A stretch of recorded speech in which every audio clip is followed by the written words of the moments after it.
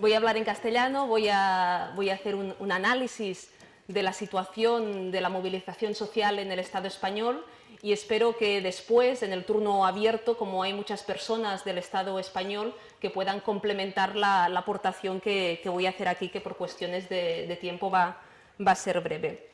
En primer lugar, es importante tener en cuenta que en breve se va a celebrar el primer aniversario de la eclosión, de la aparición pública de este movimiento de la indignación colectiva, de este movimiento del 15M, y por lo tanto es un buen momento para preguntarnos qué ha conseguido este movimiento, cuáles han sido las etapas más importantes del mismo, qué retos tiene por delante en el contexto actual en el cual se están intensificando precisamente las políticas de recortes. En primer lugar, es necesario señalar que el movimiento del 15M surge de una manera intempestiva e inesperada. Si a muchas de las personas en el Estado español el 14 de mayo nos dicen que unos días después miles de personas saldrían a la calle, ocuparían plazas, ocuparían el espacio público, desafiarían al poder, llevarían a cabo una serie de acciones de desobediencia civil masiva, no nos lo hubiésemos imaginado, y en cambio esto es lo que sucedió. Finalmente la gente dijo basta. Ya vivíamos más de 2 años y medio en una profunda crisis desde el estallido de la gran crisis en septiembre del 2008 y en el Estado español la crisis económica se había convertido en una profunda crisis social, con la tasa de paro más elevada de toda Europa, más del 20% de la población activa en paro, 175 desahucios cada día, y al final la gente dijo basta, hasta aquí hemos llegado, y empezó a ocupar la calle y el espacio público. Y las demandas del movimiento, lo que sacó a la gente a la calle, yo creo que se puede sintetizar muy bien con uno de los lemas más significativos del movimiento, que dice: no somos mercancías en manos de políticos ni banqueros. Una crítica rotunda, por lo tanto, al sistema económico actual, a los mercados, al poder financiero que nos ha conducido a esta crisis, pero también una crítica extremadamente contundente al poder político. Yo creo que este es uno de los elementos más significativos de este movimiento de la indignación colectiva y que representa una diferencia respecto a movimientos sociales anteriores como el movimiento antiglobalización. Y ya no es suficiente solo con señalar la responsabilidad de las instituciones financieras internacionales, de los mercados en la crisis, sino que se señala la supeditación del poder político a los mercados y los vínculos estrechos entre poder político y poder económico. Y este es un paso adelante muy importante y que visualiza y que pone de manifiesto la politización del movimiento. Y ya no es suficiente con ocupar Plaza del Sol o Plaza Cataluña, se hacen también acciones frente a donde se toman las decisiones políticas, frente al Congreso de los Diputados, frente a los parlamentos autonómicos. En segundo lugar, otra de las causas de la aparición, del auge de este movimiento de la indignación colectiva, más allá del contexto de profunda crisis económica, es también el escenario de la movilización a escala internacional. La primavera árabe, las victorias de los movimientos sociales en los países árabes, el hecho de que se echara del poder a Ben Ali, a Mubarak, fue un elemento muy importante que inspiró a aquellas personas que a partir del 15M salieron a la calle. Si en el mundo árabe se ha podido, si ellos han podido, nosotros también podemos. Y justamente las revueltas en el mundo árabe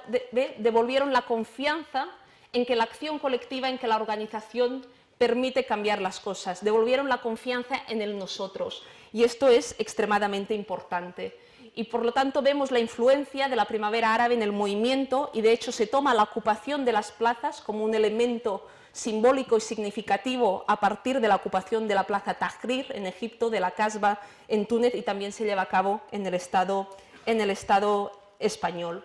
Si tuviésemos que analizar las etapas que ha tenido este movimiento, vemos como el 15M aparece en un primer momento y consigue un importante impacto social, político, mediático, consigue importantísimos apoyos sociales. El periódico El País en el Estado español señalaba que un 80% de la opinión pública estaba de acuerdo con lo que defendía el movimiento de las y los indignados y, por lo tanto, en un primer momento apareció de una manera muy importante.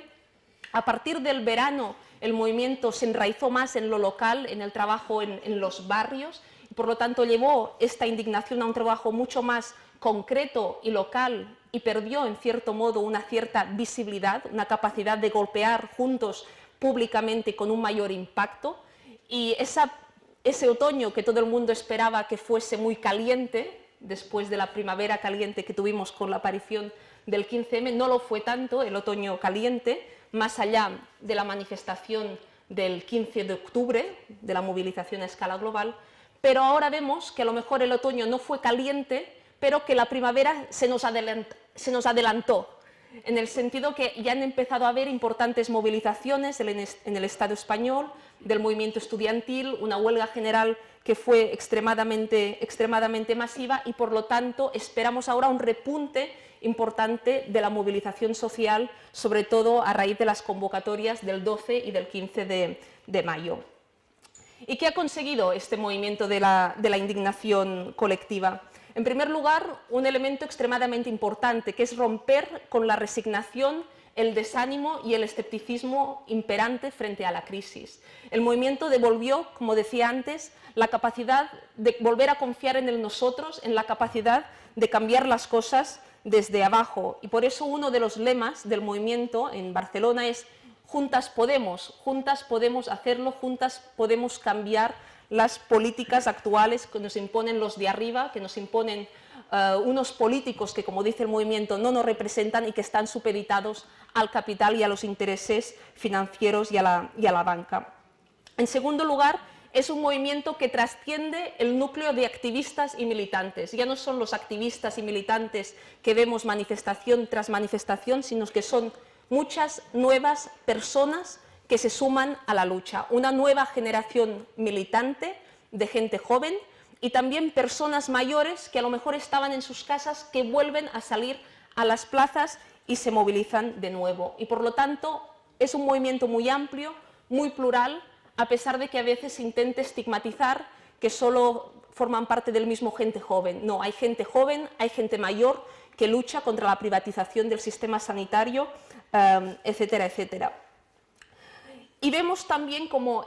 esta gran amplitud del movimiento y estos amplios apoyos sociales que ha tenido, porque muchas personas a lo mejor no han salido a la calle, no han salido a las plazas, pero desde sus casas pensaban que esas personas que se movilizaban tenían razón frente a una crisis que está cargando las consecuencias de las crisis en las espaldas de la mayor parte de la población. Estos apoyos sociales tan amplios son el mejor antídoto para luchar contra la creciente represión y criminalización que está sufriendo los movimientos sociales alternativos. Del mismo modo que Alexis nos comentaba la situación en Alemania, que se quieren prohibir las movilizaciones del 12 al 15M, en el Estado español también vemos una regresión muy importante de derechos democráticos. Por lo tanto, no solo se están recortando derechos sociales, derechos económicos, sino que la otra cara de las privatizaciones es la represión y es la criminalización de los movimientos sociales alternativos. Y por eso el apoyo importante social del movimiento es fundamental, porque sirve como antídoto a esta estigmatización y criminalización del mismo. En tercer lugar, otro de los elementos que ha aportado este movimiento del 15M es la capacidad de subir el listón de la protesta, el listón de las demandas y de la protesta social. Ya no es suficiente solo con pedir la reforma del sistema bancario, ahora se pide la nacionalización de la banca y de los distintos sectores estratégicos. En relación al repertorio de acciones, ya no es suficiente con manifestarse en la calle, ahora se ocupan plazas, se ocupan bancos, se corta el tráfico y por lo tanto el movimiento va mucho más allá y se normalizan y se aceptan socialmente estas acciones en el marco de auge de la movilización social y en el marco de intensificación de la crisis económica. Y esto hace, desde mi punto de vista, avanzar la conciencia política de la gente. Y en cuarto lugar, otro de los elementos que ha aportado este movimiento es la deslegitimación del sistema económico, del sistema político y del sistema democrático actual, señalando que vivimos en una democracia de baja intensidad, en una democracia que está supeditada al poder financiero y económico y a unos partidos políticos vendidos, entre comillas, a los mismos. Y ya para acabar,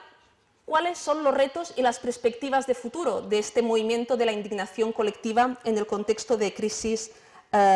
actual. En primer lugar, tener en cuenta que a pesar de que las razones de la indignación y del malestar van a más, también vemos que las políticas contra las que el movimiento lucha se intensifican. Hay más indignación, pero más privatizaciones, más recortes y más represión. Y la dificultad está en conseguir victorias concretas. Y aquí es muy importante una frase que dice el movimiento: vamos despacio porque vamos lejos. Es una crisis profunda, una crisis de larga durada y, por lo tanto, la resistencia también es una resistencia de largo recorrido. En segundo lugar, otro reto muy importante, afrontar y combatir la estigmatización y la creciente criminalización del movimiento. Alexis ponía el ejemplo que ponía en Alemania, que antes yo comentaba, pero en el Estado español se quiere endurecer el Código Penal, las acciones de desobediencia civil, que han sido una de las armas del movimiento, que frente al desalojo en las plazas la gente levantaba las manos y decía: estas son nuestras armas. Frente a esto, el gobierno de Mariano Rajoy quiere aumentar las penas que se pongan a las personas que hagan acciones de desobediencia civil. Hacer acciones de desobediencia civil, y voy terminando, implicará 2 años de cárcel. Se quiere criminalizar, estigmatizar el movimiento y se tiene que combatir esto. Y 2 ideas finales. Muchas veces se señala, el movimiento del 15M ha hecho que mucha gente perdiese el miedo a salir a la calle, pero el miedo continúa estando presente en muchos centros de trabajo. Y por lo tanto es necesario también romper con este miedo en los centros de trabajo a través de la construcción de un sindicalismo alternativo, combativo, y un sindicalismo que tenga su eje de acción en la calle, en la protesta y no en la negociación por arriba. Y finalmente, el último reto que me gustaría señalar y acabo, es que hemos de ser capaces, ¿no?, de vincular las luchas concretas de estos movimientos sociales, del movimiento del 15M, la lucha contra los desahucios, contra las privatizaciones, con una lucha mucho más global. El capitalismo también es global y, por lo tanto, las resistencias tienen que ser globales, solidarias e internacionalistas, y desde este punto de vista el 12M y el 15M son fechas extremadamente importantes para todos y todas. Muchas gracias.